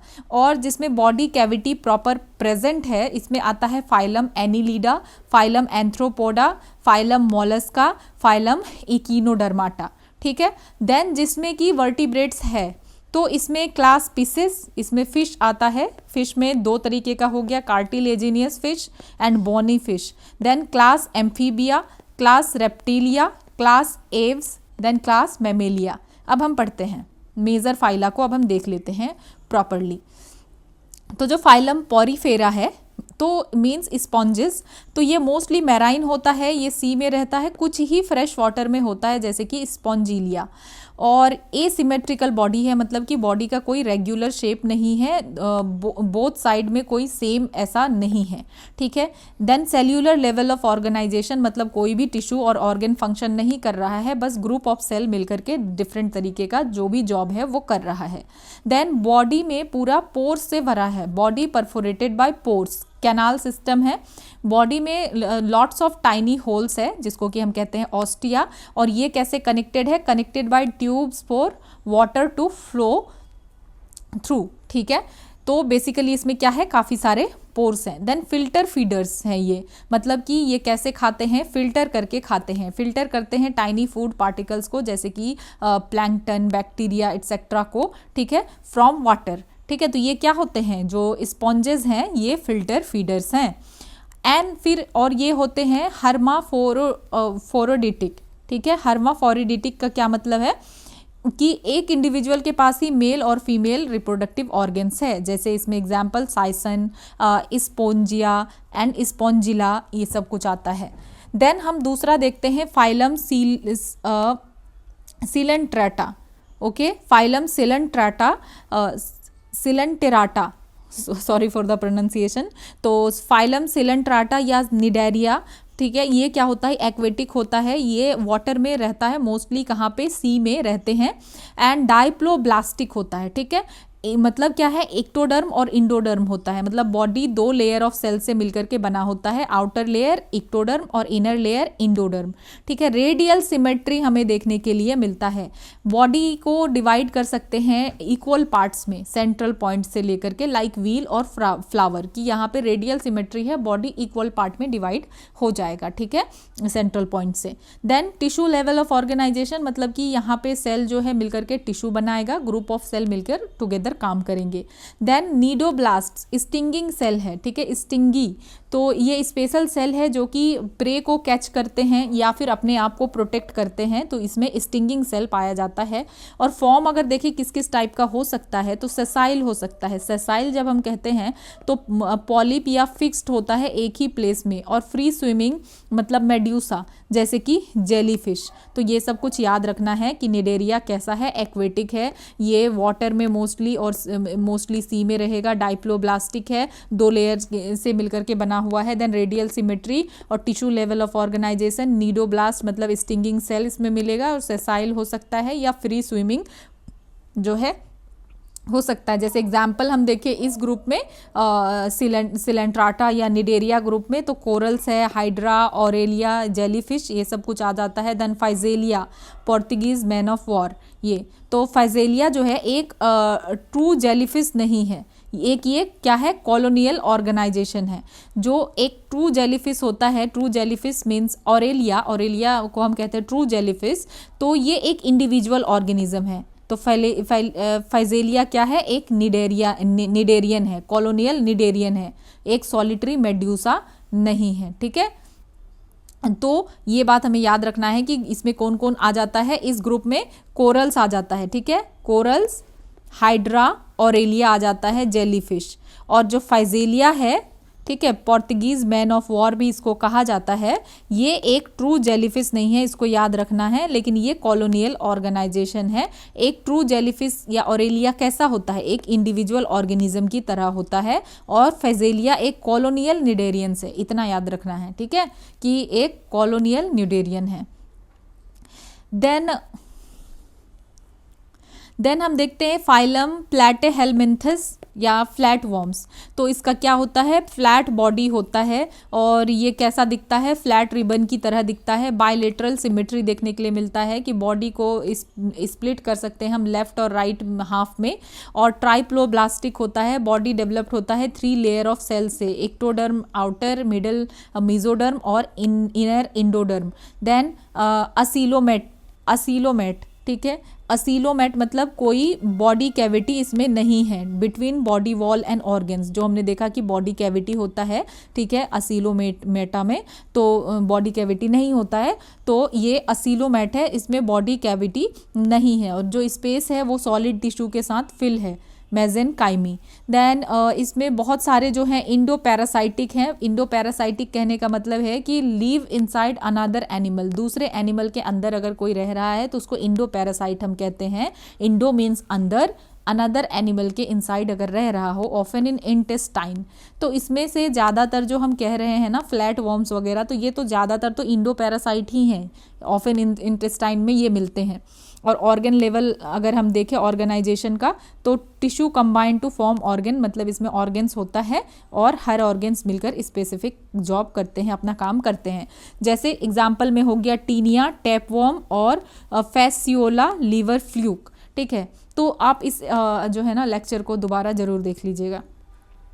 Then phylum Aschelminthes, ठीक है, या नेमाटोडा, राउंड वॉर्म आता है। यहाँ पे हमने देखा फ्लैट वॉर्म, फाइलम प्लैटेहेलमिन्थस, और यहाँ पे आता है नेमाटोडा, राउंड वॉर्म्स। तो यहाँ बॉडी फ्लैट नहीं होता है, राउंड होता है। बायलेटरल सिमेट्री यहाँ भी देखने के लिए मिलता है। ट्राइप्लोब्लास्टिक होता है, ये हमने ऑलरेडी देखा। और ये जो है ये कैसा होता है, स्यूडोसिलोमेट होता है, ठीक है। स्यूडोसिलोमेट कहने का मतलब है कि बॉडी कैविटी है लेकिन फुल्ली जो है लाइंड नहीं है, मिडिल लेयर इसमें फुल्ली देखने के लिए नहीं मिलता है, इसलिए स्यूडोसिलोमेट, ठीक है। ये अनसेगमेंटेड होता है, बॉडी जो है not divided into repeated parts में बॉडी डिवाइडेड नहीं है, और इसमें डिस्टिंक्ट सेक्स मिलेगा, ठीक है। मेल और फीमेल इसमें सेपरेट होगा, ऑफन मेल स्मॉलर और डिफरेंटली शेप्ड, और जो मेल होगा वो स्मॉलर होगा और डिफरेंटली शेप होगा।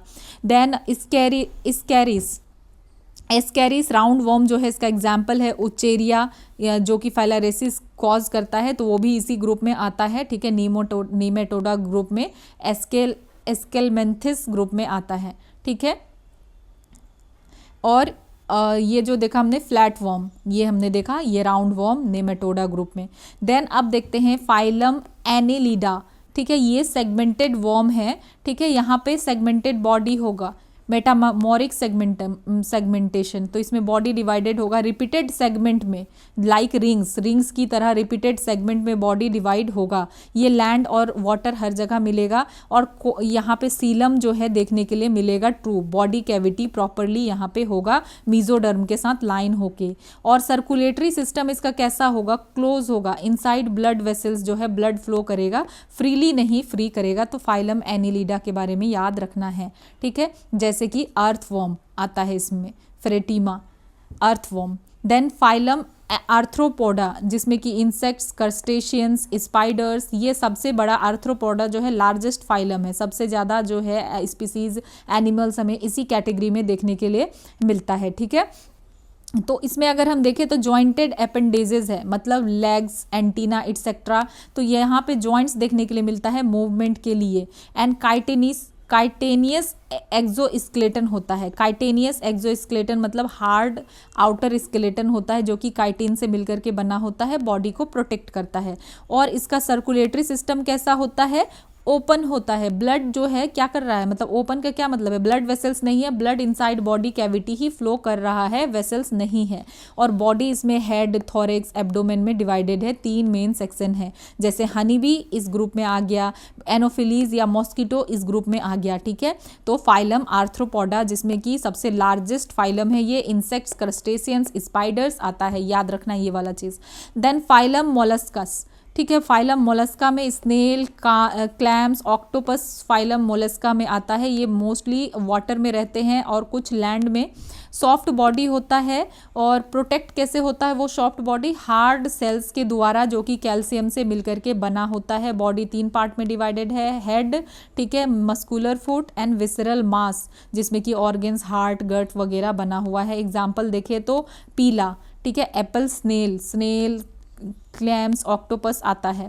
देन हम देखते हैं फाइलम इकिनोडर्माटा, स्टारफिश और सी अर्चिन्स वगैरह आता है जो कि सिर्फ सी में ही रहते हैं। कैल्सेरियस एंडोस्केलेटन इसमें मिलेगा, जो इंटरनल स्केलेटन होता है वो कैल्शियम से मिलकर के बना होता है। देन वाटर वस्कुलर सिस्टम्स है, इसमें जो भी ट्यूब्स है इसका वाटर से भरा होता है। ठीक है, किस लिए? For movement and catching food. और एडल्ट्स का क्या है? रेडियल सिमेट्री है। अब रेडियल सिमेट्री का क्या कहने का क्या मतलब है कि बॉडी अरेंज है एक सेंट्रल पॉइंट में, जो हमने देखा था। ठीक है, और जिसको कि आप हाफ एंड हाफ में डिवाइड कर सकते हैं, तो रेडियल सिमेट्री है। But larvae are bilateral. ठीक है, तो स्टारफिश आ जाता है इकिनोडर्माटा में। स्टारफिश ये सिर्फ सी में रहेगा, कैल्सेरियस एक्सोस्केलेटन होगा। ठीक है, देन फाइलम कॉर्डेटा, तो ऐसे एनिमल्स जिसका कि बैकबोन है। ठीक है, तो नोटोकॉर्ड का क्या मतलब है कि एक स्टिफ रॉड लाइक स्ट्रक्चर होता है बैक में जो कि सपोर्ट करता है बॉडी को। ठीक है, एक आपका क्या है? बैक बोन इसके पास रहेगा। एंड यहाँ पे क्या होगा? डोर्सल हॉलो नर्व कॉर्ड, और बैक बोन है तो यहाँ पे नर्व भी होता है, नर्व कॉर्ड भी होता है। ठीक है, बैक में नर्व कॉर्ड होता है और ये हॉलो होता है इनसाइड। ठीक है, लेटर डेवलप्स इनटू ब्रेन और स्पाइनल कॉर्ड इन वर्टिब्रेट्स। तो याद रखना है, बैकबोन है और क्या है? नर्व कॉर्ड है। देन फेरेंजियल गिल्स स्लिट्स, तो ओपनिंग कहाँ होता है? In throat region. तो यहाँ पे थ्रोट रीजन में ओपन होता है at some stages of life. और ये फेरेंजियल गिल्स का किस लिए यूज होता है? फेरिंग्स का, यूज्ड फॉर ब्रीदिंग और फिल्टर फीडर्स। ठीक है, देन पोस्ट एनल टेल, तो एक टेल होता है बिहाइंड द एनस जो कि कुछ में प्रेजेंट होता है। और ये डिवाइड होता है 3 सब फाइला में, यूरोकॉर्डेटा, ठीक है, ट्यूनिकेट्स। तो यहाँ पे क्या होता है कि notochord present only in larva, तो जो यंग स्टेज में होता है ना, इसमें सिर्फ नोटोकॉर्ड मतलब कि जो रॉड लाइक स्ट्रक्चर है वो सिर्फ यंग एज में प्रेजेंट है। देन सिफेलोकॉर्डेटा, ठीक है, तो इसमें नोटोकॉर्ड मतलब जो हमने देखा कि एक स्टिफ रॉड लाइक स्ट्रक्चर है, ये प्रेजेंट रहेगा थ्रू आउट द लाइफ, की पूरे ही टाइम ये है। और यूरोकॉर्डेटा में मतलब ये जो है कॉर्ड लाइक स्ट्रक्चर या आपका रॉड लाइक स्ट्रक्चर या आपका बैकबोन जो है वह यंग में है बट लेटर ऑन नहीं है, लेकिन इसमें बाद में भी रहेगा। देन वर्टिब्रा, जिसमें notochord replace by vertebral column, तो जो नोटोकॉर्ड होता है एक रॉड लाइक स्ट्रक्चर होता है, तो जो वर्टिब्रल जो एनिमल हैं तो उसमें बैकबोन प्रॉपरली बन जाता है, जैसे फिशेस और मैमल्स में। ठीक है, तो काफ़ी सारा डिटेल्स हमने इसमें देखा। तो अब कॉर्डेट में जो वर्टिब्रेट क्लास है उसको और थोड़ा सा देख लेते हैं, जो क्लास पिसेस है। ठीक है, यानी फिशेस। तो इसमें एक्सक्लूसिवली एक्वेटिक वर्टिब्रेट्स, मतलब फिशेस इस कैटेगरी में आते हैं। और सांस कैसे लेता है फिश वगैरह, गिल्स के द्वारा, और फिन्स प्रेजेंट होता है मछलियों में, ठीक है। लिम्स, यहाँ पे लिम्ब मतलब हाथ पैर एब्सेंट होता है। कोल्ड ब्लडेड होता है, कोल्ड ब्लडेड मीन्स अपने बॉडी टेम्परेचर को नहीं मेंटेन कर पाते। हार्ट, 2 चैम्बर हार्ट होता है, मतलब हार्ट कितना होगा फिशेस में, क्लास फिशेस में 2 चैम्बर्ड। और बॉडी यूजुअली कवर्ड होगा, मछलियों में स्केल्स देखने के लिए आपको मिलेगा, ठीक है। और मोस्टली जो है ये ओवीपेरस होते हैं, और एक्सटर्नल फर्टिलाइजेशन मतलब ये एग को ले करते हैं, ठीक है, यंग वन को प्रोड्यूस नहीं करते, मोस्टली ओवीपेरस होते हैं, ठीक है। एक्सेप्ट जो मैमल हैं तो वो जो है यंग वन प्रोड्यूस करते हैं। देन क्लास एम्फीबिया, तो first vertebrates to live on land, की फर्स्ट वर्टिब्रेट्स ये थे जो लैंड पे रहने लगे, ठीक है। तो स्किन कैसा होगा, मॉइस्ट, ग्लैंडुलर, और कोई स्केल्स नहीं मिलेगा। डुअल लाइफ मतलब वाटर और लैंड दोनों जगह रह सकते हैं। रेस्पिरेशन बाय गिल्स, लार्वा और लंग्स और स्किन के थ्रू भी कर सकते हैं, ठीक है। जब ये लार्वा मीन्स छोटा छोटा रहेगा ना, तो ये गिल्स के थ्रू और लंग्स और स्किन के थ्रू जब एडल्ट होंगे। देन हार्ट 3 चैम्बर होता है, मतलब 3 चैम्बर्ड हार्ट है। और एग्स विदाउट शेल, की जो है एग दे रहे हैं लेकिन शेल नहीं है इसमें। और कहाँ पे एग कहाँ ले करते हैं, वाटर में। तो ये क्लास एम्फीबिया, ठीक है। देन क्लास रेप्टिलिया, तो रेप्टिलिया में फुल्ली टेरेस्ट्रियल वर्टिब्रेट्स हैं ये, ठीक है। फर्स्ट फुल्ली टेरेस्ट्रियल वर्टिब्रेट्स, तो क्या कैसे होते हैं, dry cornified skin with scales या स्क्यूट्स, ठीक है। रेस्पिरेशन सिर्फ लंग्स के द्वारा करते हैं जो भी रेप्टेलिया ग्रुप में है। इंटरनल फर्टिलाइजेशन होता है यहाँ पे, ठीक है। देन हार्ट 3 चैम्बर्ड होता है, सिर्फ क्रोकोडाइल को छोड़ करके। क्रोकोडाइल का कितना 4 चैम्बर्ड हार्ट होता है, ठीक है। और यहाँ पे शेल्ड एमनियोटिक एग्स यहाँ होता है। देन क्लास एव्स देख लेते हैं कि वो ओनली वर्टिब्रेट्स हैं जिनका की फेदर है, ठीक है, इंपॉर्टेंट है, याद रखना है। ओनली वर्टिब्रेट्स विथ फेदर्स, तो जिनका की फेदर है। 4 लिम्स मॉडिफाइड इनटू विंग्स, तो जो इनका 4 लिम्स है यानी कि बर्ड बेसिकली, तो हम क्या देखते हैं कि इनका जो आगे का जो भी लिम्स है वो पंख में कन्वर्ट हो गया है। वार्म ब्लडेड हैं, मतलब ये बॉडी टेम्परेचर को मेंटेन कर सकते हैं। हार्ट 4 चैम्बर्ड होता है क्लास एव्स में, बर्ड्स वगैरह में। और लंग्स विथ एयर सेक्स, यहाँ पे लंग्स हैं लेकिन डायफ्राम नहीं है, ठीक है, डायफ्राम नहीं है। ओवीपेरस होते हैं और हार्ड कैल्सेरियस एग ले करते हैं, ठीक है। तो बर्ड भी हम देखें तो मोस्टली क्या होते हैं, ओवीपेरस होते हैं। देन क्लास मैमेलिया, तो ये ओनली वर्टिब्रेट्स हैं। मेमेलिया क्यों कहते हैं, क्योंकि इनके पास क्या है, मेमरी ग्लैंड है, मतलब मिल्क ग्लैंड है। बॉडी इनका हेयर से कवर्ड होता है। ये भी वार्म ब्लडेड है, जैसे हमने एब्स में देखा, यानी कि जो आपके बर्ड्स वगैरह है वो भी वार्म ब्लडेड है, ये भी वार्म ब्लडेड है। हार्ट 4 चैम्बर्ड है मैमल्स का, और बर्ड्स का भी 4 चैम्बर्ड है। सिर्फ एक एक्सेप्शन है यहाँ पे रेप्टिलिया में, क्रोकोडाइल, जिसका कि 4 चैम्बर्ड है। एंड मोस्टली ये विविपेरस है, यंग वन को मतलब क्या करते हैं, बर्थ देते हैं, ठीक है। और जो इसमें भी एक्सेप्शन तो है ही, जो मोनोट्रिमस है ये एग ले करते हैं, ठीक है, जैसे प्लिप्टस या इकिडना, ओके।